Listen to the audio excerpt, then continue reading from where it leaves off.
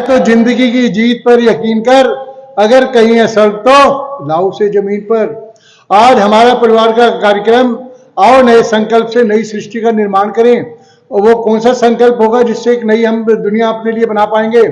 साथियों, अक्सर हम देखते हैं एक कार, रोल्स रॉयस कार है, 120 किलोमीटर प्रति घंटे की रफ्तार से तेजी से चल रही हाईवे पर।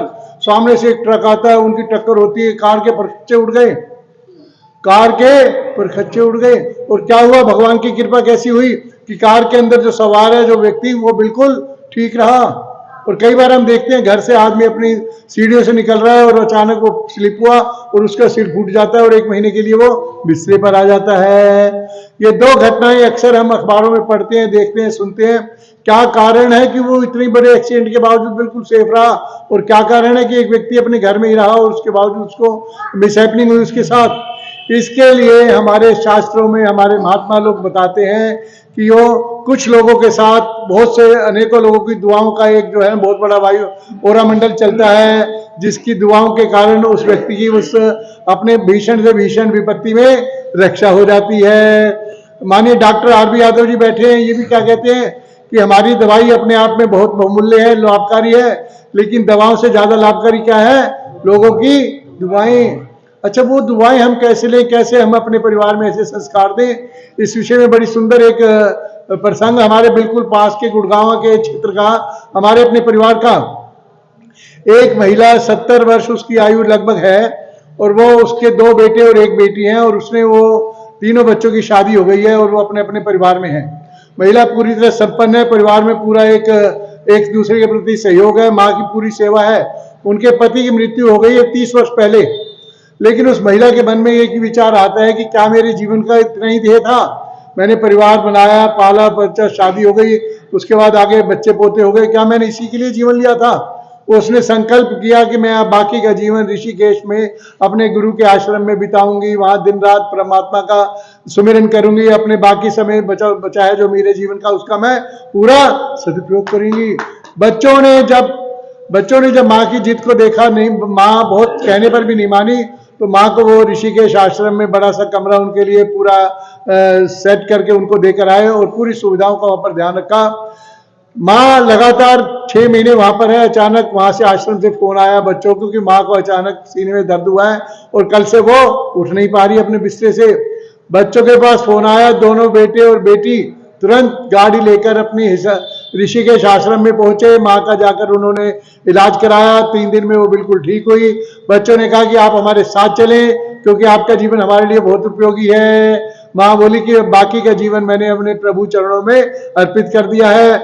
उनमें से एक बेटा बड़ा अपना सारा कामकाज छोड़कर, जितना भी बड़ा व्यवसाय था सब छोड़कर बोला अब जब तक मेरे मन में, मेरे शरीर में प्राण है, मैं अपनी माँ की सेवा यहीं पर करूंगा। बच्चा वहीं पर रहने लग गया। अब वहां महात्मा जी ने पूछा कि बच्चों, आजकल तो हम देखते हैं कि लोग अपने माता पिता को वृद्धाश्रम में छोड़कर चले जाते हैं और आप अपना घर छोड़कर, अपनी गृहस्थी छोड़कर अब माँ के साथ आ गए हैं। उस बड़े बेटे ने क्या बताया, बोला जब हम छोटे थे हम बिल्कुल गरीब परिवार में थे।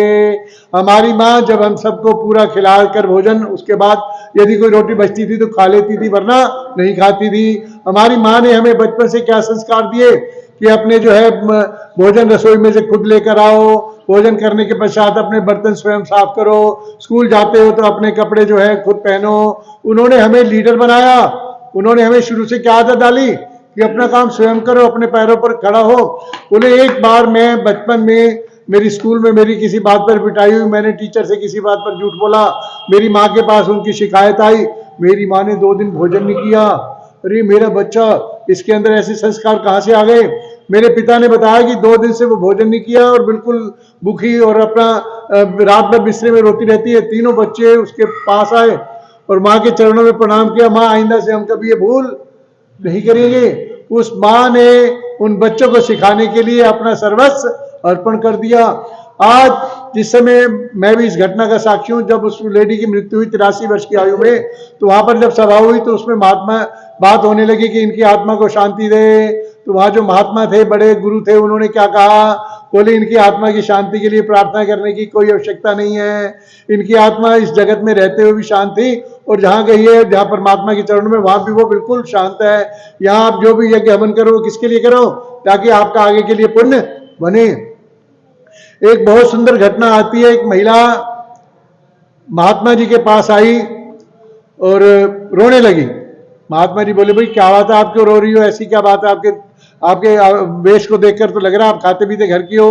बोली, मैं बिल्कुल ठीक संपन्न घर से हूँ, लेकिन घर में क्या है, मैं अपने पति को भोजन देने जाती हूँ तो भोजन वो पटक कर सामने से मारते हैं, मुझे गालियां देते हैं और बिना किसी बात के 24 घंटे मेरे साथ वो झगड़ा करते हैं। महात्मा जी मुस्कुराए, उन्होंने उसके माथे को देखा, उन्होंने कहा कि आप प्रेम से प्रभु का स्मरण करते रहो, प्रभु पर विश्वास रखो, आपका आने वाला समय बहुत अच्छा होगा। 1 महीने बाद फिर वो महिला आई तो बोले, आप बताओ क्या है। बोली, अब मेरे पति मुझे मारते तो नहीं है, लेकिन गाली गलौज करते हैं और बर्तन भी उठाकर फेंक देते हैं। बोले, आप स्मरण करते रहो। फिर 1 महीने बाद पहुंची तो महात्मा जी ने पूछा, आप क्या हाल है। बोली, अब मेरे पति जो है भोजन भी कर लेते हैं, लेकिन जली कटी सुनाते हैं। तो उसने औरत ने महात्मा जी के चरणों में आकर पूछा कि है क्या, मैं उनको किसी भी तरह से कोई परेशान नहीं करती, लेकिन वो मुझे बार बार ऐसे क्यों दुख पहुंचाते हैं। महात्मा जी मुस्कुराए, बोली, आप सुन पाओगी बात। बोली, हाँ, मैं आपकी बात को ध्यान से सुनूंगी। उन्होंने कहा कि मैंने आपका माथा देखकर पहले दिन ही देख लिया था कि ये जो आपके पति के रूप में आए, पिछले जन्म में आपका ये सोतेला बेटा था।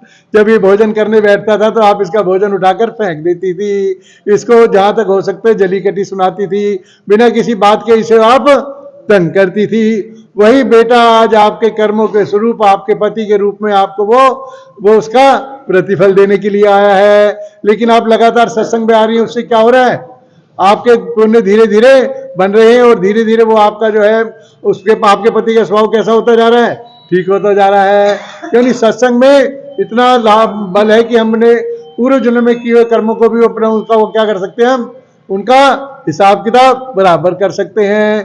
कितना सुंदर कहा है हमारे ग्रंथों में, सब घट मेरा साइया खाली घट ना कोई, बलिहारी उस घट की जा घट पर घट होए। कण कण में मेरे परमात्मा विराजमान है, लेकिन हम उसके बलिहारी जाते हैं जिस घट में वो स्पष्ट रूप से प्रकट होता है। आप सभी का जीवन मंगलमय हो, आने वाला वर्ष आपके लिए बहुत खुशियों भरा हो, आप सभी परिवार सहित उसमें अपने जीवन का आनंद लें। प्रेम से बोलेंगे, बोल साचे दरबार की जय।